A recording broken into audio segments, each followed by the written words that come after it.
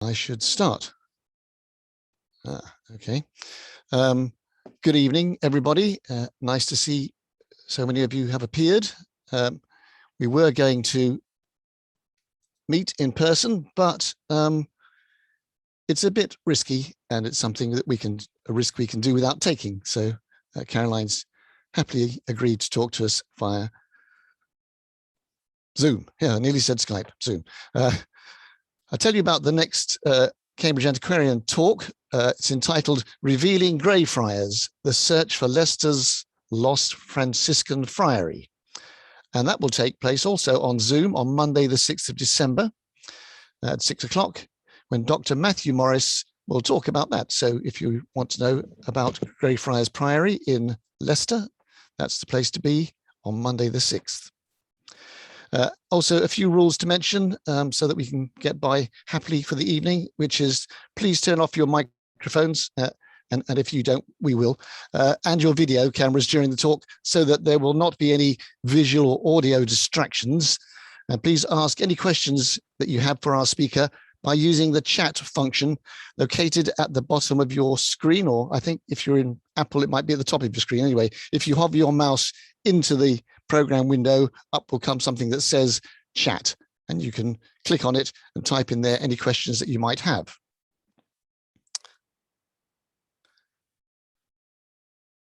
Okay, I think we can sort of go ahead with introducing our speaker.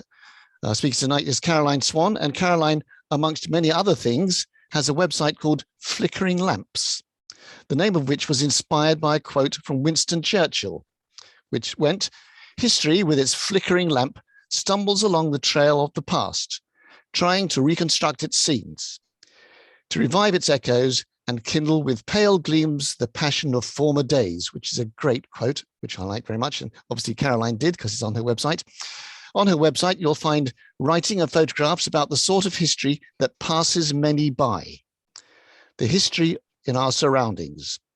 Her interests are in exploring how buildings, monuments, and spaces reflect the attitudes, values, and stories from the time they were created, and how their uses and meanings have changed over time, much like my work used to do working for English Heritage.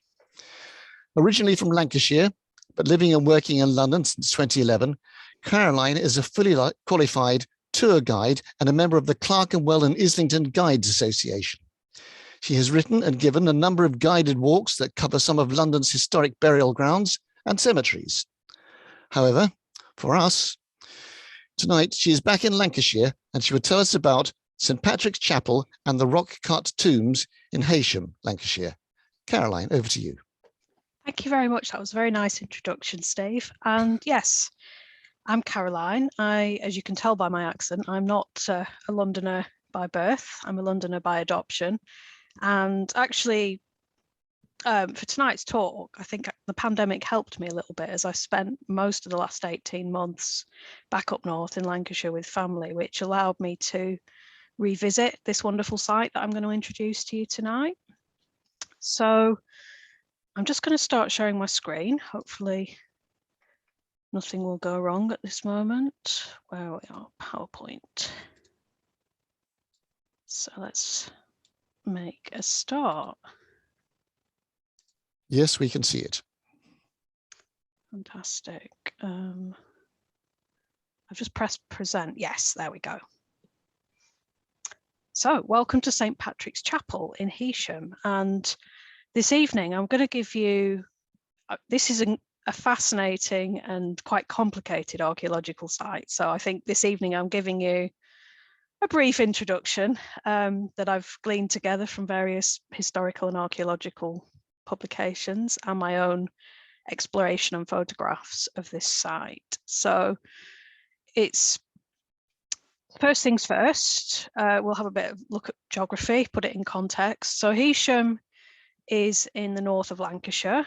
It's on the edge of Morecambe Bay, and kind of significantly for this site, which dates from largely the 8th to the 10th century, it's close to the sea, and it had links with places such as the Isle of Man, which also has quite a rich archaeological record of early Christian buildings and monuments. So although Heysham is quite sort of out on a limb kind of a place these days, it takes quite a while to drive there, even if you don't live that far away as the crow flies. But its location right on the edge of Morecambe Bay means that it's always been quite easy to reach by sea. And St. Patrick's Chapel, which I've circled in red on this slightly muddy map that I've borrowed from the National Trust signage at the site, is right on the edge of what are actually the only sea cliffs in Lancashire. I didn't know this before I started researching this in detail. So it's quite an interesting site where it's located. It's quite a unique site geographically within Lancashire, and it's also very prominent. So what I'm going to talk about tonight really is what makes St. Patrick's Chapel so special and why it's worth me dedicating a talk to it. As you can tell from this picture, it's quite a dramatic site, but there are several aspects to it that make it an interesting place to historians, to archaeologists, to anybody interested in the history of this place. So as I mentioned, it's located on a cliff, and it's located in what is now kind of towards the south of modern Heysham. So historically, until the mid-19th century, Heysham was a very small village, sort of connected to Lancaster, which was the nearest town, just by a dirt road. But as with many parts of England in the 19th century, the railways turned up and it began to grow. And these days, that entire coastline, you can see the houses in the background of the picture here, that entire coastline is developed now. So to the north of the chapel, you've got modern Heysham, and to the south, you've got the big ferry port where the ferries leave for the Isle of Man.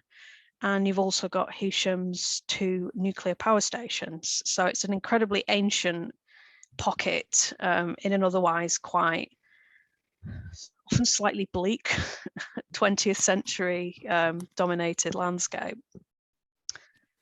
So it's on quite a prominent and interesting location, and there's a possible link to St. Patrick, who, although he is famously the patron saint of Ireland and credited with bringing Christianity to that place, he was actually born in England, that as it's thought, possibly in Cumbria, possibly in what's now southern Scotland. We're not entirely sure.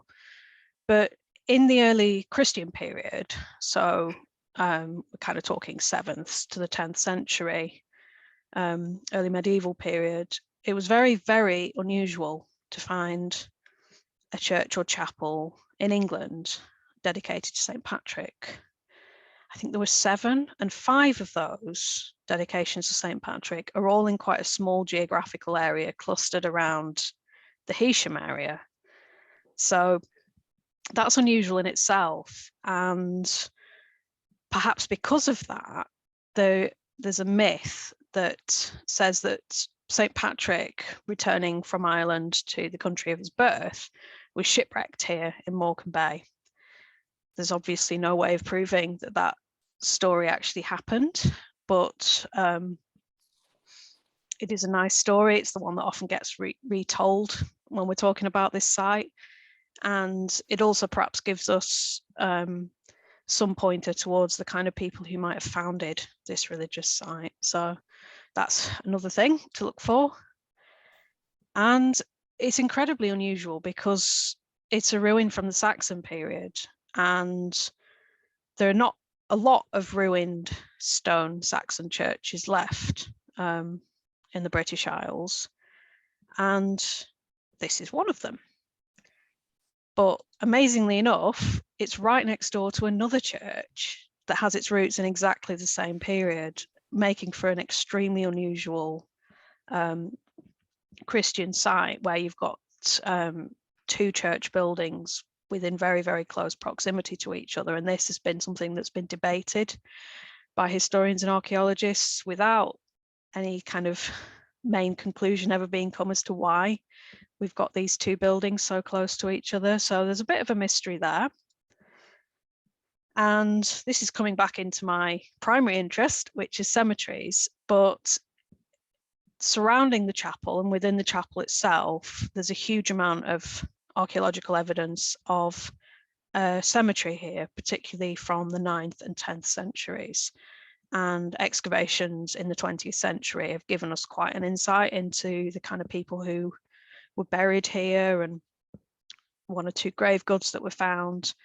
So it's become quite a rich and informative site as a place of burial, and you can't miss them. They're in the foreground of the picture. They're the most famous and photographed part of this site, and these are the rock cut tombs, which are carved into solid bedrock on the edge of the cliff. And as far as I can tell, and judging by what other people have said about them as well, there's nothing quite like this anywhere else in the British Isles. They are quite unique. So we've got a lot of different elements to pull together in terms of why this site is so special. I mentioned first of all that it is next door to another church with Saxon origins, and this is the Church of St. Peter. I've taken this picture from the edge of the path that kind of leads up to the cliffs where St. Patrick's Chapel is, but it gives you quite a nice view of St. Peter's Church and also its situation in relation to Morecambe Bay. So you can see the tide's out on this picture. You can sort of see across the sands to Morecambe and further away to the hills and mountains of the Lake District. And it's thought that St. Peter's Church was founded around the same kind of time as St. Patrick's Chapel. Most archaeologists agree that it's probably approximately 750 AD, so the 8th century. And as you can see, St. Peter's has been modified quite a lot over the centuries. You can see quite a mismatch of different windows and styles within the fabric of the church. But some of its Saxon features unusually do actually survive. And here is my big red arrow indicating the arched doorway below the big window under the bell tower. And although it's blocked up today, that doorway is actually Saxon in origin. So that may have been one of the entrances to the church when it was first built, and was probably considerably smaller than the building we see today. And St. Peter's is still used as a place of worship today. You can see it's got quite a large churchyard around it that was used up until sometime in the 20th century. It's full now. You can't get buried there anymore, but it's probably one of the most picturesque churchyards I've ever visited, just because it has this incredible outlook over Morecambe Bay. And although I'm not going to dwell on St. Peter's tonight, because it actually deserves a whole talk of its own, because it's quite an interesting place. I've mentioned, of course, the Saxon origins of this church and of St. Patrick's Chapel, but it's also got links to the Vikings. So most famously inside the church, there is one of the wonderful Viking hogback stones, which unfortunately I've never seen in the flesh, because every time I've been to visit, the church has been locked and I haven't been able to find anybody to let me in, which is a great shame, because I'd really love to come and take lots of pictures of this hogback stone. But as you can see from the image I've put up here, it's richly decorated. They have taken it inside now so that it doesn't get any further weathered. But what does remain in the churchyard is the shaft of an early medieval cross. And like the hogback stone, it contains carvings that are a mixture of Scandinavian and Christian imagery. So the hogback stone they're not very clear on these images. I can mostly see figures and animals on here, but there are elements of the hogback stone that have the tree of life on it, which is something that can be linked to both Christian and Norse pagan iconography. And as you can see on the cross shaft on the right, there is a carving of a figure. We're not entirely sure who that is. It may be a saint, it may be Christ. It's quite a detailed and interesting sculpture that again could be talked about at length, but actually these stone sculptures show that over the years, obviously these churches were founded in before the Vikings came to this area, but it also shows that the Scandinavians who settled in this area did sort of bring some of their own mythologies and traditions into their Christianity when they became Christians. So these two carvings in particular are quite central to the identity of Heysham as a town today, which is quite interesting. The last few years, COVID permitting, they've held a Viking festival in Heysham, and they celebrate the fact that Heysham was once a place where people from Scandinavia came to live and sort of integrated themselves into local culture. And although we'll be dealing with features that are sort of contemporary to the Vikings living in this part of Lancashire, sort of towards the 10th, early 11th century, there isn't really anything tangibly Viking up at St. Patrick's Chapel in the same way that we have these remains at St. Peter's Church. So here's another shot of the church of St. Peter. So this is me standing with my back to Morecambe Bay, looking back up the churchyard towards the church, and I've put a big red arrow to give you an idea of how close St. Patrick's Chapel is. So behind these trees, the ground sort of goes quite steeply upwards, and you have to climb up some slightly precarious steps in places. And at the top of the cliff, you'll find St. Patrick's Chapel. So it's pretty much right next door. Before those trees were there, the two buildings would probably have been pretty visible to each other.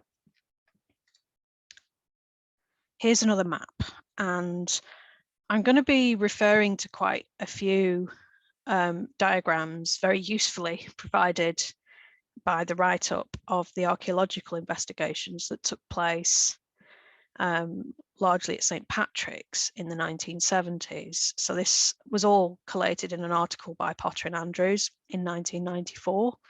And luckily for me, and for anybody else who's interested in the archaeology of this site, they did provide some wonderful drawings, which really helped to put the site in context. But this is just a slightly clearer map of the wider site where St. Peter's and St. Patrick's, the tombs, lie in relation to the cliffs and the rocks that go into Morecambe Bay. So you can see on this map that there's a space called the Barrows, and I'll talk about that before I get on to the rest of the site, because obviously the word barrow suggests place of burial. You can see it here between the famous rock-cut tombs and the cliff edge where the gorse is. This sort of sloped grassy area is known as the Barrows. It's locally a popular spot for people going for picnics, enjoying nice weather and whatnot. As you can see, lovely views across Morecambe Bay, especially when the weather's good. And I don't know how long it's been known as the Barrows. I tried to do a bit of digging. It's been known long enough as that there's actually a road going along the back of this site called Barrow Road. So it's certainly been a name that's been used by locals for a very long time. And there's a little cabinet in the church hall at St. Peter's that gives us a little glimpse into what's been found there. So there was an archaeological investigation of that area in the Barrows in the early 1990s, and they found a huge quantity of Neolithic, Mesolithic flint tools. A lot of them were waste products, suggesting that this was a place where people were manufacturing these items. But although the site is known as the Barrows, they didn't find any evidence of human remains or actual burials. So although we know that there was a human presence here probably about approximately 4000 BC, so 6000 years ago, we don't know where the people who lived here buried their dead. It may be that just all traces of burials have been lost, or the area excavated didn't cover where these burials were. But as you can see, it's not a bad site to occupy. It would probably have looked a little bit different 6000 years ago, but on the edge of the cliffs, you've got a good view of the surrounding area. You've got easy access to the sea for fishing, for traveling. There's a lot to recommend it as a place for a settlement, apart from the wind. What you can't tell from some of these pictures is how ferocious the wind on the edge of these cliffs can be. So we've got the flints, and we've got this tentative glimpse into the fact that this site was occupied by humans thousands of years ago. But in more recent centuries, the rock-cut tombs and the ruined chapel have been a place that it's always drawn people to it. It's always been something that people have been intrigued by, and it's pretty easy to see why. You've got, these very unusual rock-cut tombs particularly. And this is an image by an artist even, called William Daniel, view near Lower Heysham, and it's from approximately 1820. It was published in a book that came out in the mid 1820s, and it shows a rather dapper gentleman sitting on a wall which has been built onto the corner of where the rock-cut tombs are. So this was clearly a popular sightseeing point 200 years ago. Clearly a place appreciated by locals and visitors, but unfortunately by the early 1970s, the site was in real trouble of disappearing altogether. So by the early 70s, archaeologists found that a combination of bad weather and vandalism were really threatening the whole site, and there was fears that if they didn't do a proper survey of it, that a great deal of knowledge of what had happened at this site and what existed here would disappear forever. So in the late 70s, they had the first season in 1977 and the second in 1978. There was a large-scale archaeological investigation around St. Patrick's Chapel, and I'll refer to this image a few times as I carry on talking, but this is kind of an overall view of the context of the dig that took place over those 2 summers. So it's quite a confusing image at first glance, but what it shows is an overall diagram of the site, which includes the chapel itself, the remains of what are thought to be boundary walls of the cemetery, and of approximately 80 burials that took place here between about the 9th and 10th centuries. So we've got this lovely clear image that gives us a bit of a bird's eye view of what was excavated here. So you can see a lot of rock-shaped drawings here, and it's worth mentioning that we're on a cliff edge, and actually the soil here is very thin. So the burials that took place here were not particularly a long way down. And one of the problems in the early 70s was that, as well as the fabric of the chapel deteriorating, it was actually fairly common for people to find human remains on the top of the ground, because obviously people were, wandering around the site, having a look round, and because of the thin soil, burials were getting disturbed and therefore were at risk of being lost altogether. So actually this archaeological survey was quite timely, because it gave us a chance to see what was buried there before it disappeared further, and it really brought in a new appreciation of this site and its significance. So let's finally have a look at the chapel, giving you a long preamble. And this again is a view of the chapel that you'll often see in pictures and articles about St. Patrick's. And you can actually, if you look through the archway, you can just about see some of the mountains of the Lake District. So here we've got the fabric of St. Patrick's Chapel, which is thought to date from about 750 AD. Archaeologists, when they started investigating this in the 70s, they were actually curious to see if there was anything earlier underneath the ruins of the chapel that we can see now, because we're not that far here in Heysham from Lancaster, which was a Roman fort during the time that the Romans occupied these islands. And obviously it was during the Roman period that Christianity first came to the British Isles. And the question was asked, is this site older than a Saxon site? Is this site potentially, you know, Romano-British Christian site? No evidence of that was found. But it is possible that before this stone structure was built in the 8th century, that there may have been a wooden chapel here. That's something that's been observed in similar buildings in places like the Isle of Man. But as far as I can tell, there was no definitive proof of an earlier structure from this chapel. So you can see we've got this rather attractive curved arch doorway. And we've also got these bits of thinner masonry. Thinner is not the ideal description, I'm afraid, but so basically the structure was shored up and made safe by the Society for the Protection of Ancient Buildings in 1903.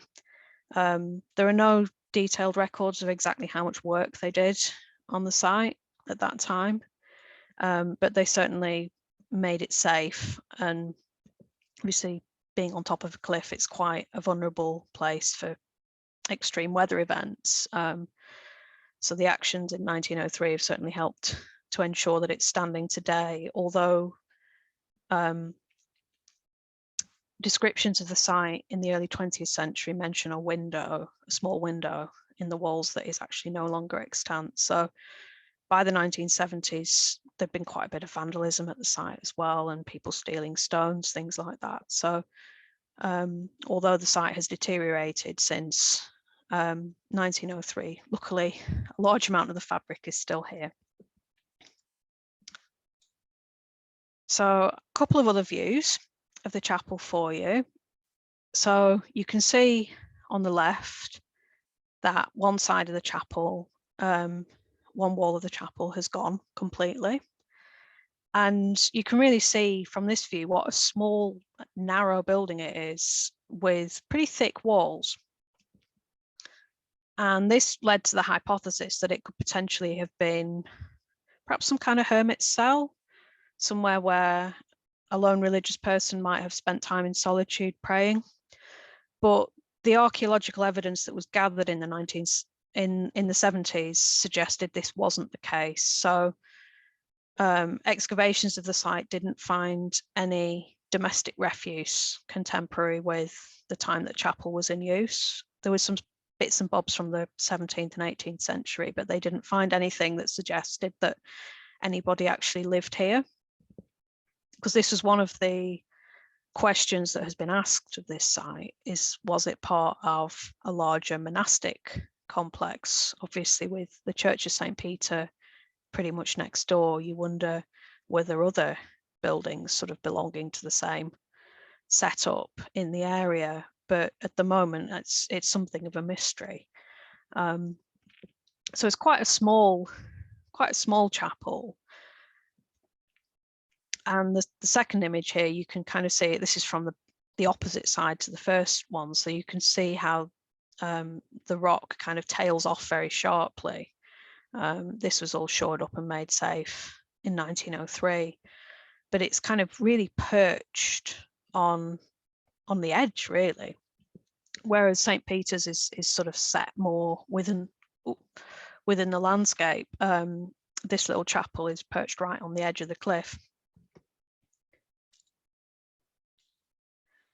So I've come back to the image from Potter and Andrews again, because this illustrates quite nicely the fact that this chapel was expanded during the time that it was in use. So it was originally pretty small and not quite rectangular. They describe it as trapezoid in the surveys, but at some point it was extended to the east, and which suggests that whatever it was being used for, they clearly needed a little bit more space. So it was altered over its lifetime, and it's described as sort of phase 1 and phase 2 in the archaeological survey.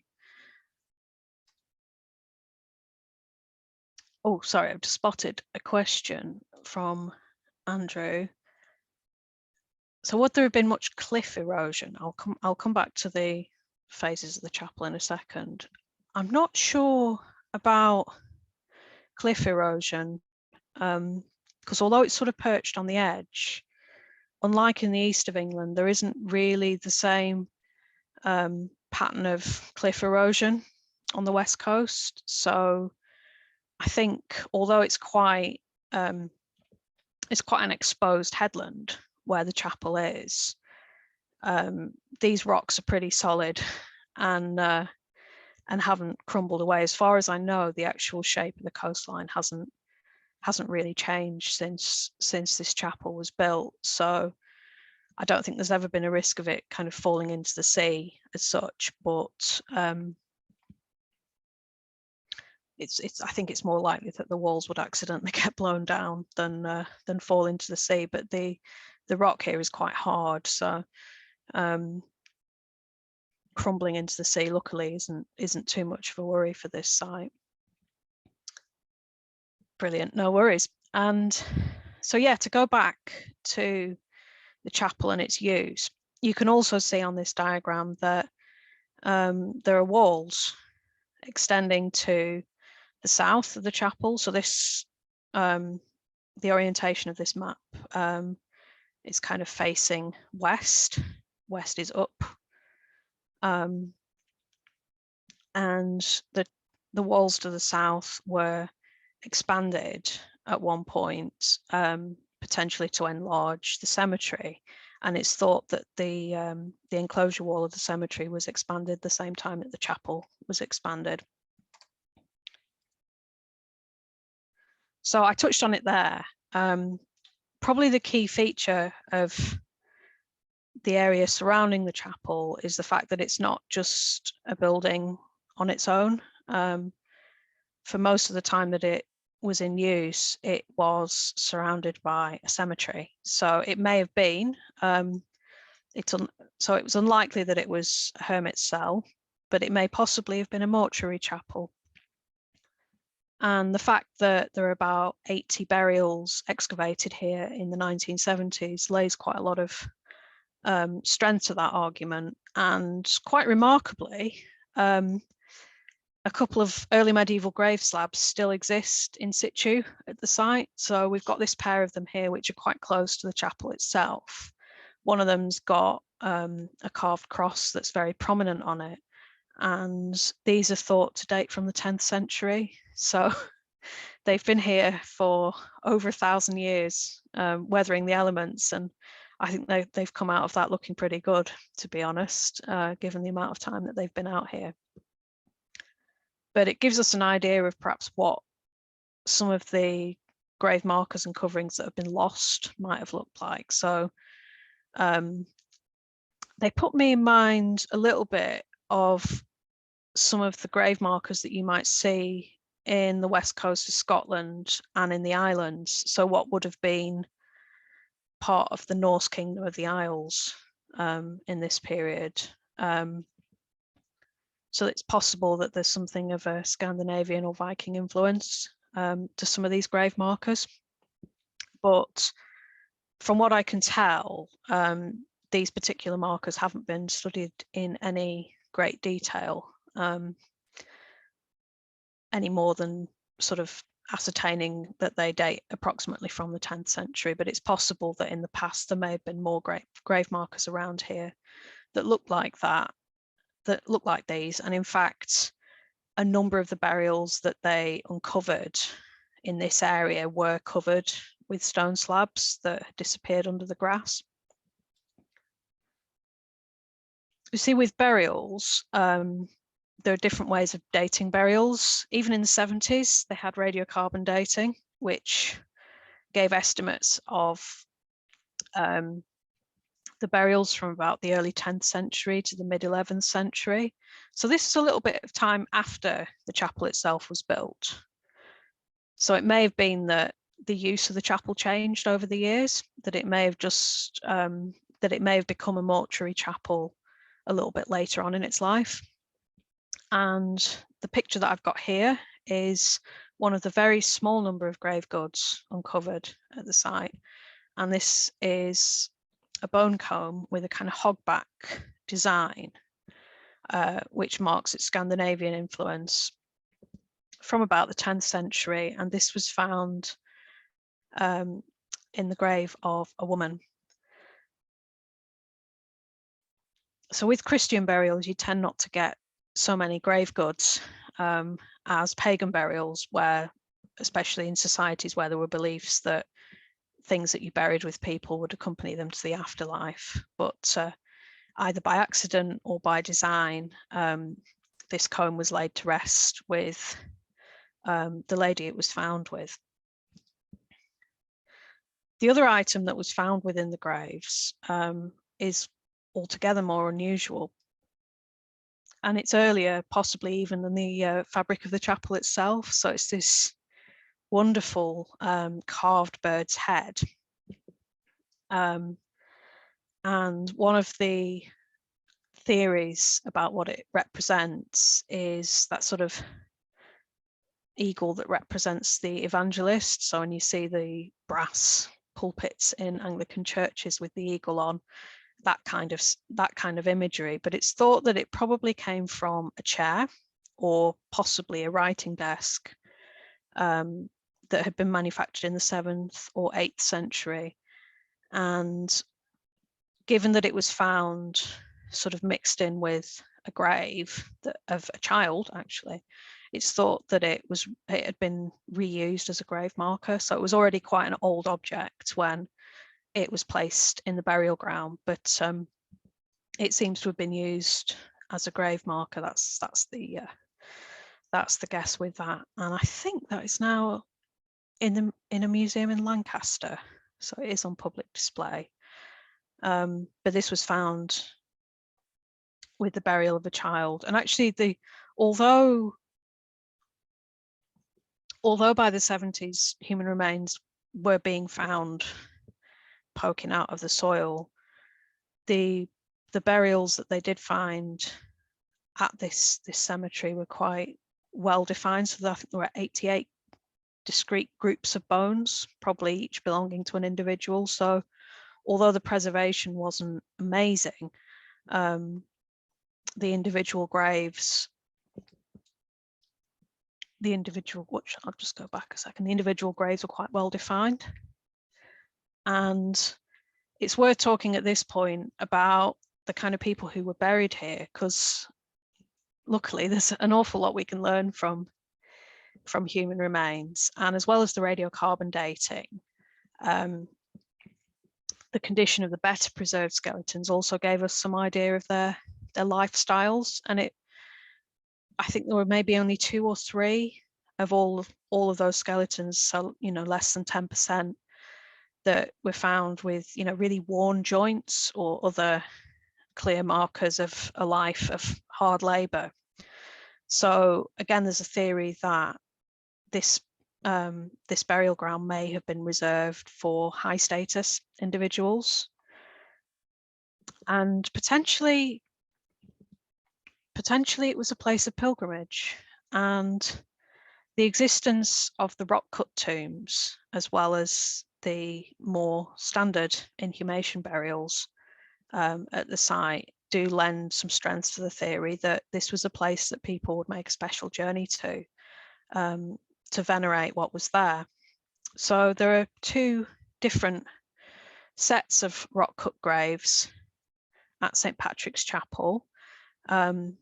the smaller ones, which are thought to be slightly older and are a little less refined in their manufacture, are to the east of the chapel. I've indicated them on the diagram there. And one of them, as you can see, has a really clear hole at the top, which is a shaft for a cross, which may have been made of wood or stone. And as you can see, these are not human shaped. You couldn't put somebody who was newly dead into one of these and have any space to spare. So the theory about these graves and about the famous ones, which I've indicated at the top there, at the west of the site, facing out towards Morecambe Bay in the Irish Sea, are that they were used as resting places for bones of people who had died some time ago, and then covered over. So we've got a wonderful view of Morecambe Bay at low tide, with the 6 rock cut tombs in the foreground. And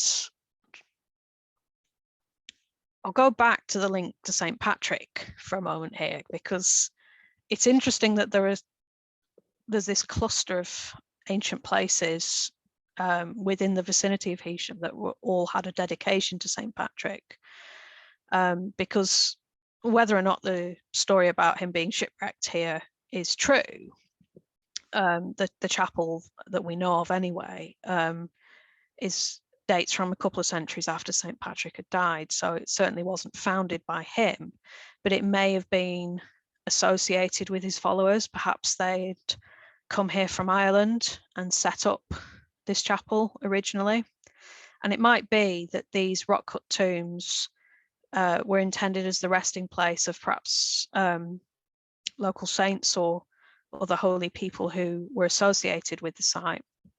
So you can't really, as I said, you can't really fit a newly dead body into any of these. They're not very big or very wide, but they do provide a good space for bones.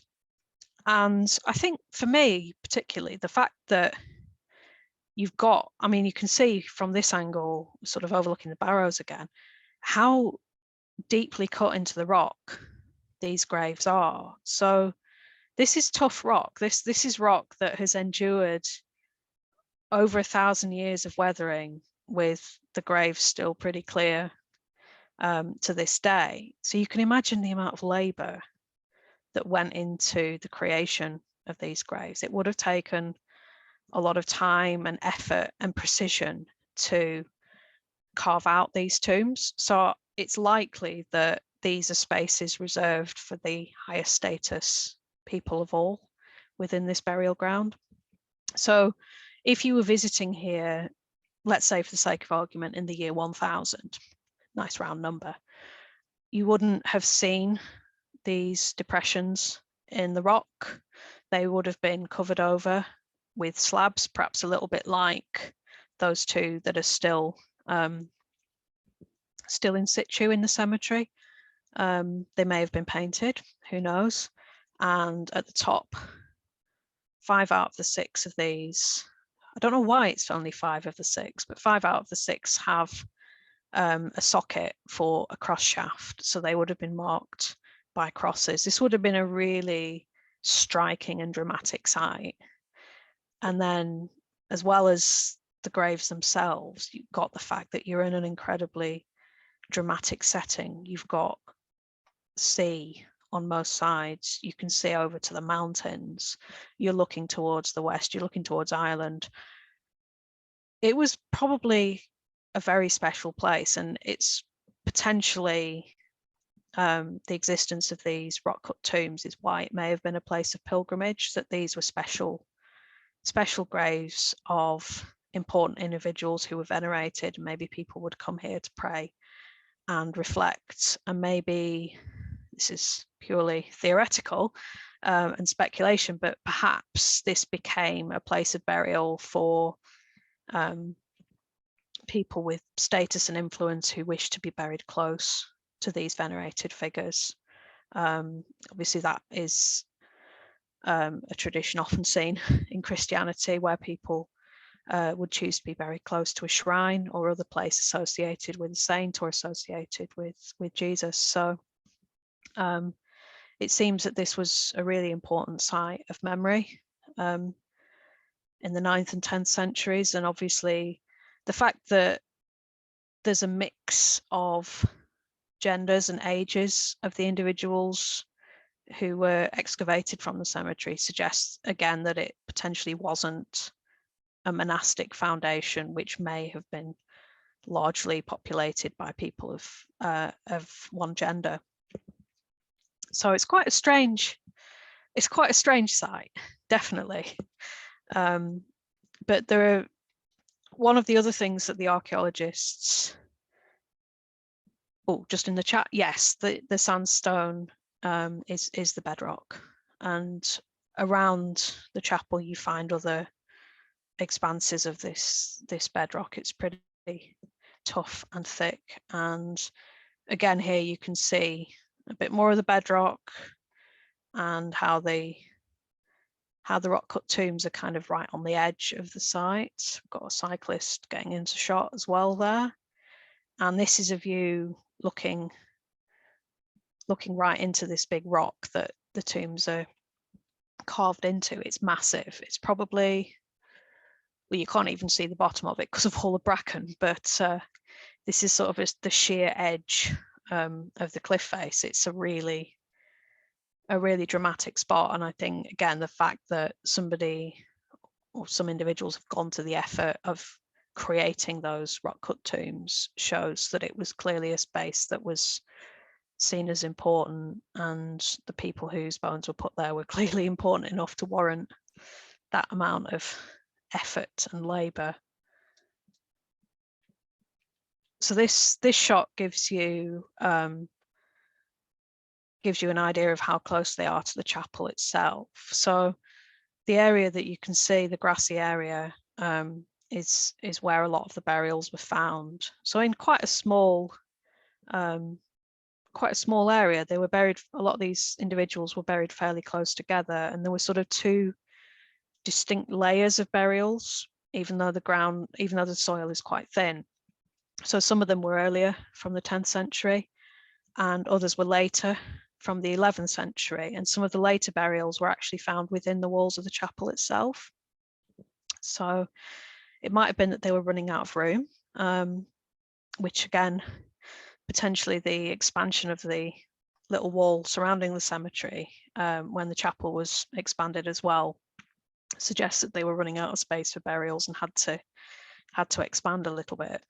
But the other wall that you can see in this picture behind, sort of the one that's the sheer wall behind the behind my rucksack, that is modern, just to shore up those edges and stop anything from getting unstable.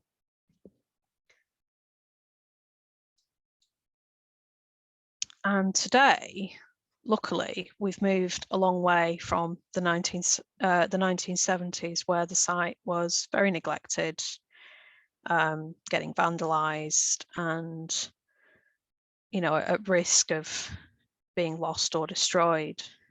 Although, as a bit of a caveat, when I was there over the summer just gone, there was a young family having a look around the tombs. I mean, everybody's drawn to the tombs because they're so strange and so fascinating, so old. And but this one family in particular, the kids were just sat there with pieces of charcoal writing their names all over these 1,000-year-old tombs, which was not great. I did my civic duty and washed it all off after they'd gone. But it shows that because the site it's not fenced off or anything, it's got that vulnerability. That vulnerability is still there. But luckily, it's now looked after by the National Trust, and they have provided this lovely information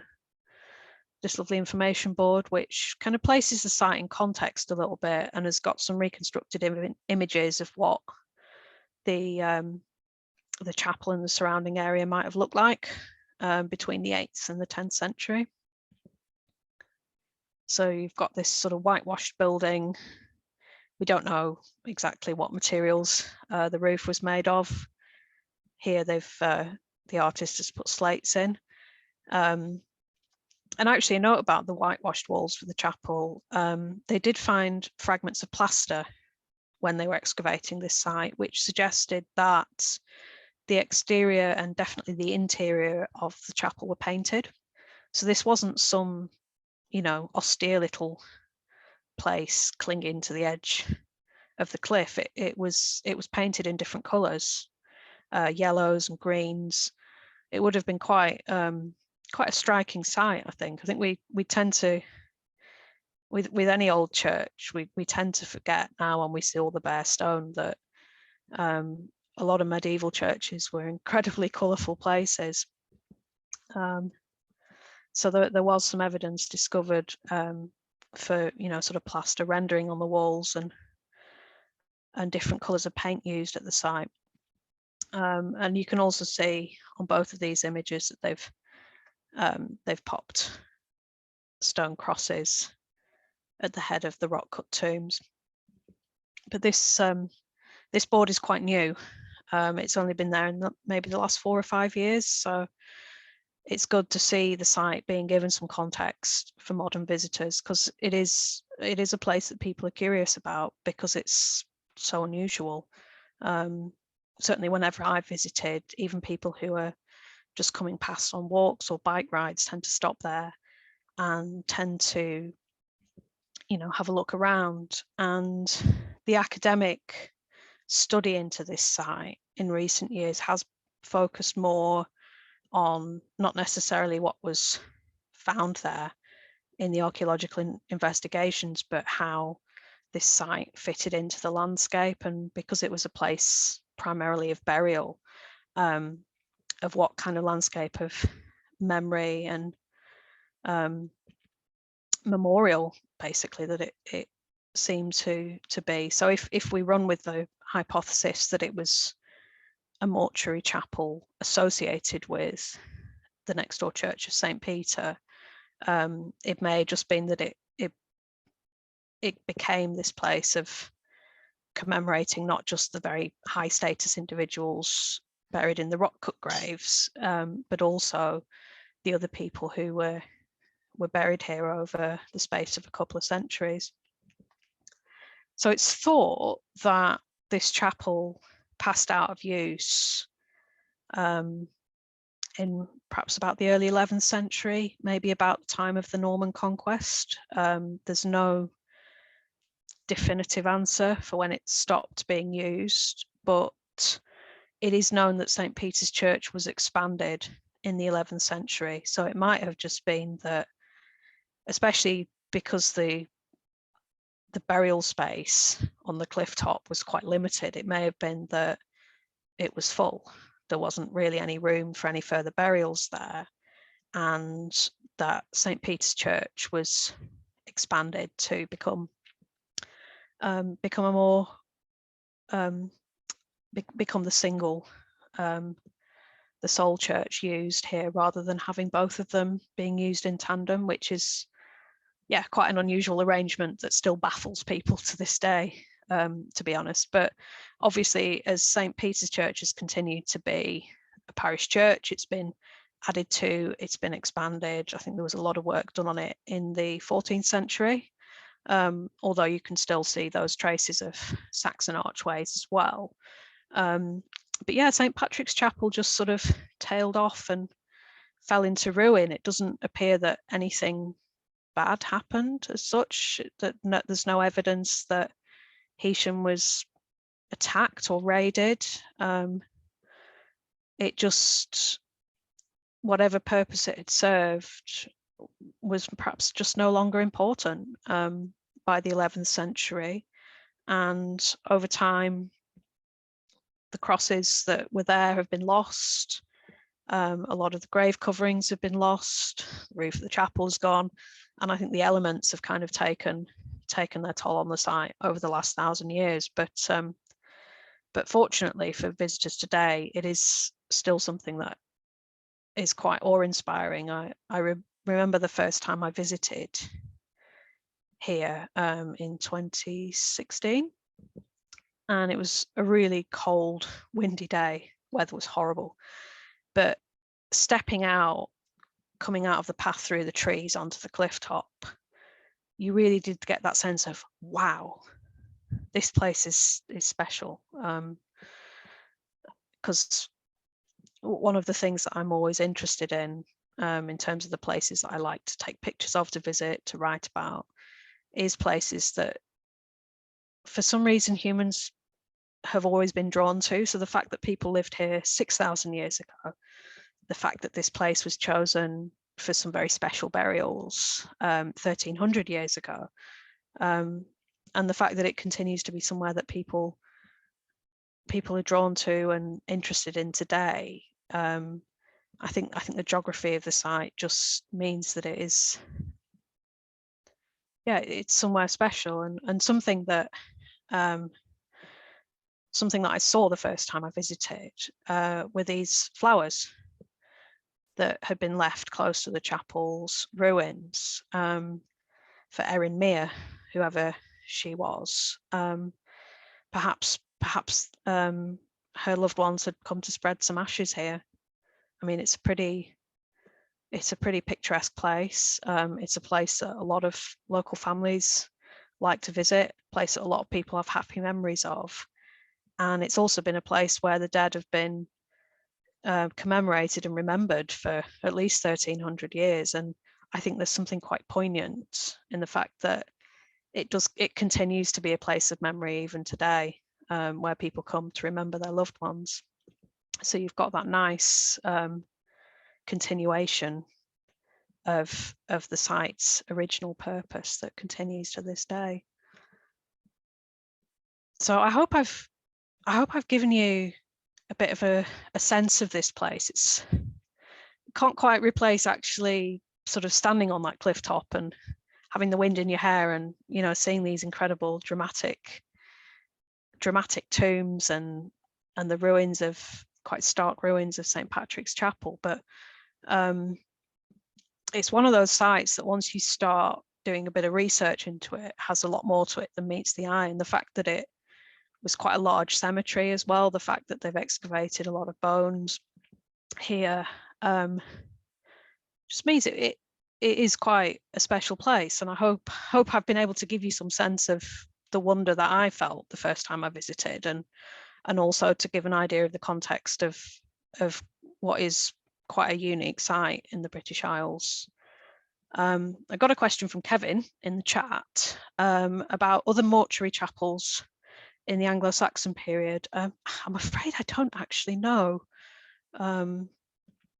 whether there are any others that have been specifically identified as that. I know that there are a lot of small stone chapels similar to St. Patrick's and pretty contemporary in terms of when they were built on the Isle of Man, but I don't know if they were if they form the same purpose, or even, I mean, even with this chapel, it may be the case that it didn't start off as a mortuary chapel, but I think because it's got this unusual situation where it's pretty much next door to another religious building that was functioning at the same time and is smaller than that building would have been even then, suggests that it was maybe its use as potentially as a mortuary chapel might have been something it kind of grew into almost by accident. So yeah, that's something for a bit of further research there about other mortuary chapels in that period. But I've just popped a couple of my websites and social media handles on there if any of you want to follow me or get in touch in the future. But I don't know if anybody has any other questions, would like to look at any of the pictures again. Thank you, Caroline.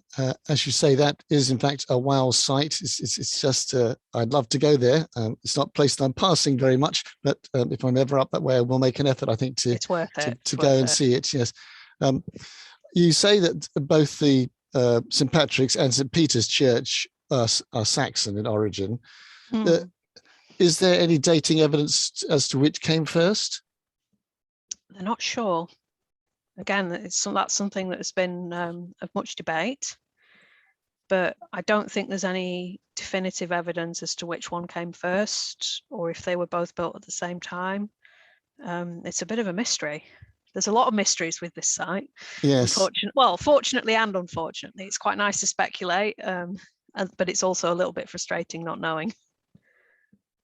Well, with really ancient sites, that's always the case. People keep looking and looking, and other sort of ways of testing come along. So maybe they will be able to establish, perhaps by the mortar or something, in some of the things, or which came first. Yeah. It's is it a big climb to get there, or can you sort of park fairly nearby and wander down? Because the sort of main high street of Old Heysham is pretty narrow, but there's a big car park a couple of 100 yards away.